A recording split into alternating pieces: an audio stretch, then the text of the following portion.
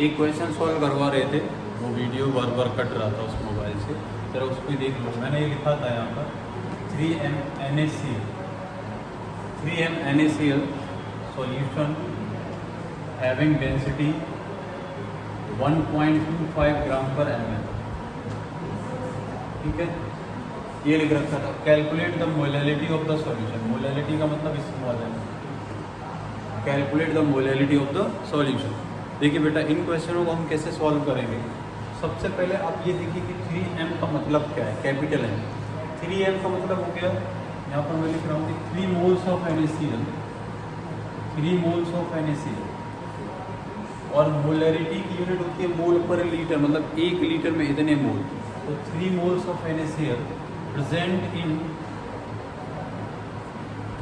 1 litre of solution. 1 litre का मतलब हो गया 1000 ml, 1000 ml ऑफ सॉल्यूशन। ये इसका मतलब हुआ बेटा। ठीक है, अब क्या करेंगे, 3 मोल्स ऑफ NaCl आपको दिया गया, यहाँ से हम मास ऑफ सॉल्यूट निकाल लेंगे। मास इज इक्वल टू क्या होता है, मोल्स इज इक्वल टू होता है, इधर लिख के देखो, moles is equal to mass upon molar mass, mass upon molar mass. तो देखिए NaCl का जो मोलर मास है वो 58.5 है, और जो इसकी मोल्स हैं वो 3 दिए गए। तो यहाँ से बताइए वो मास निकालेंगे हम, तो वो कितना आ जाएगा, ये आ जाएगा 175.5 ग्राम।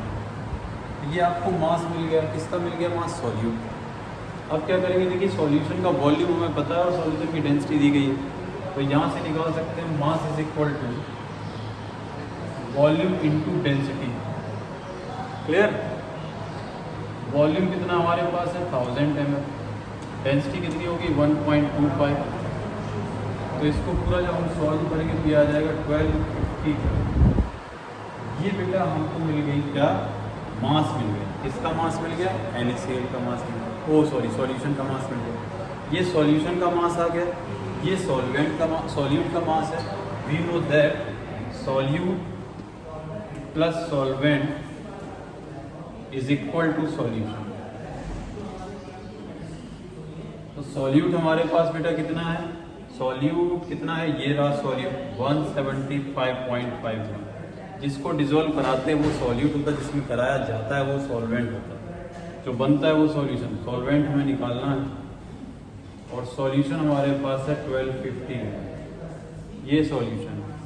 तो जब यहाँ से हम सॉल्वेंट निकालेंगे तो ये आ जाएगा solvent is equal to 1250 minus 175.5, ये हो जाएगा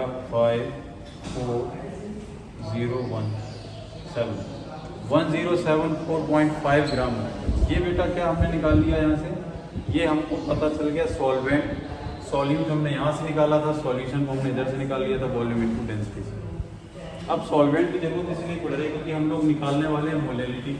अब मोलैलिटी का जो फॉर्मूला होता है वो क्या होता है, मोलैलिटी का जो फॉर्मूला है ये होता है small m is equal to mass of solute, mass of solute into molar mass of solute into mass of solvent, into क्या होता है, mass of solvent into mass of solvent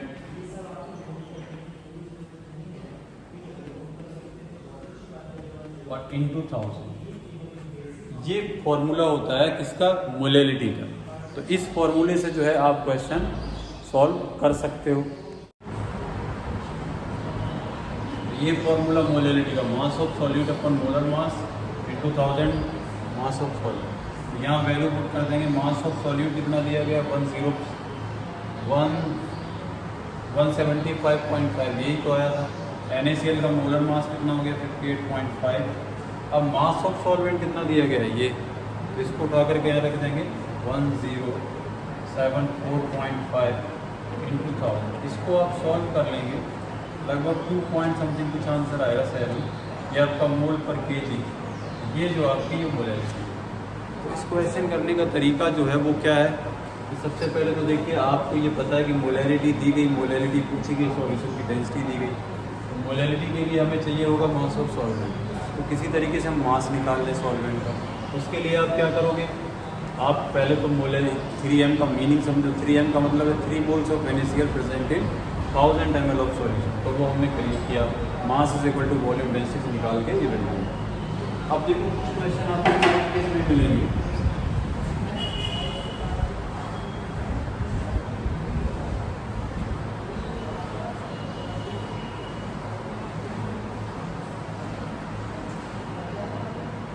देखिए कुछ आपको मोलैरिटी के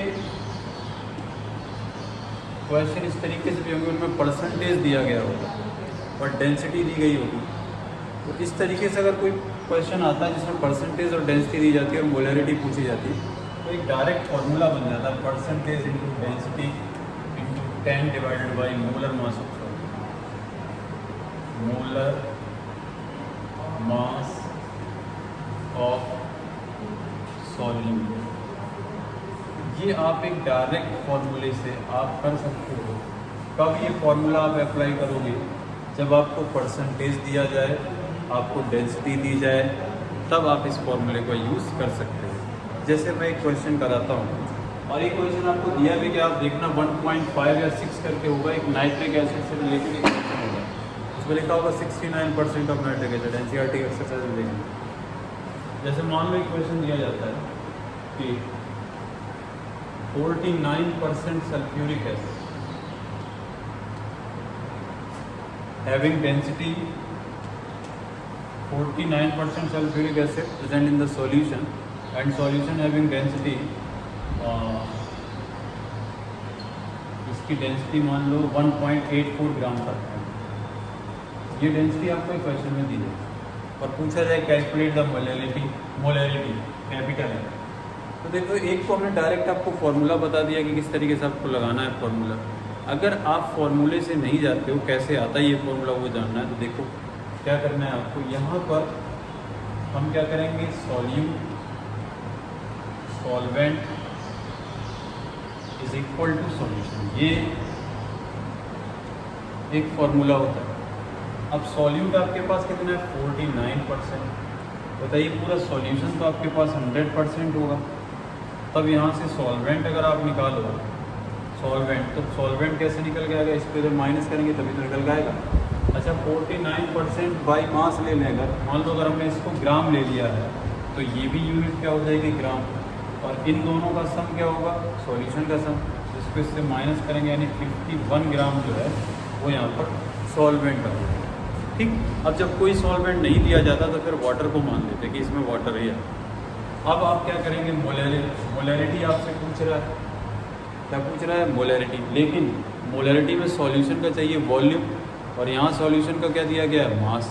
तो अब आप क्या करेंगे, अब आप करेंगे mass is equal to, solution के लिए लगा रहे हैं, सॉल्यूशन के लिए फॉर्मूला अप्लाई कर रहे हैं, mass is equal to volume into density. तो वॉल्यूम इज इक्वल टू बेटा क्या हो जाएगा मास बाई डेंसिटी। अब मास आपके पास कितना है इसका 100 ग्राम और डेंसिटी सॉल्यूशन की कितनी दी गई है 1.8। तो ये सॉल्यूशन का वॉल्यूम हो गया। अब यहाँ पर मोलैरिटी का जो है फॉर्मूला लगा दो, molarity is equal to the mass of solute कितना है 49 अपॉन मोलर मास 98 होता है सल्फ्यूरिक एसिड, इनटू होता है वॉल्यूम, इनटू क्या होता है वॉल्यूम।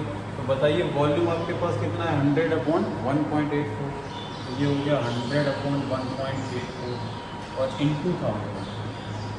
तो देखिए ये जो 1.84 है ये ऊपर चले जाएंगे और 2 जीरो से 2 जीरो ये कैंसिल हो जाएंगे, तो मोलैरिटी इज इक्वल टू आ जाएगा 49 इंटू 1.84 इंटू 10 डिवाइडेड बाई 9। तो ये वही फॉर्मूला बन गया जो भी हमने आपको बताया था, percentage into density into 10 divided by molar मास। इसी फॉर्मूले से आप इसको सॉल्व कर लेंगे। ये 2, ये 5 और ये हो गया 0, जो भी है ये 9.2 और मोलैरिटी की यूनिट होती है मोल पर लीटर। तो ये तो अभी आप क्या करना है कि हर एक क्वेश्चन को आपको इस तरीके से सॉल्व नहीं करना है, इस तरीके से आप क्या करेंगे, मोलैरिटी, अगर कभी भी मोलैरिटी पूछी जाती है और परसेंटेज और डेंसिटी में क्वेश्चन दिया जाता है, तब आप डायरेक्ट फॉर्मूला लगाएंगे जो भी हमने लिखा था, molarity is equal to percentage into density into 10 divided by molar mass. Okay, ठीक है, इसके आगे की क्लास कल होगी। Thank you.